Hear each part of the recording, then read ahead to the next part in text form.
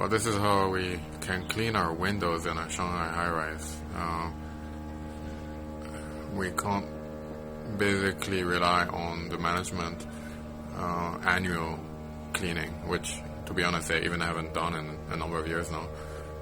So if you don't have this, then it's very difficult to clean the outside. It's like a small robot for the window.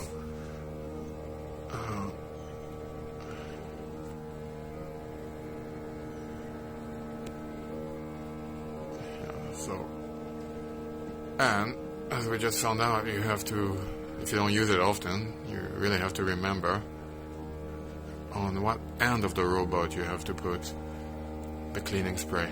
Because if you put it on the wrong end like we did just now, it doesn't work. So this is a second try, and now it's moving.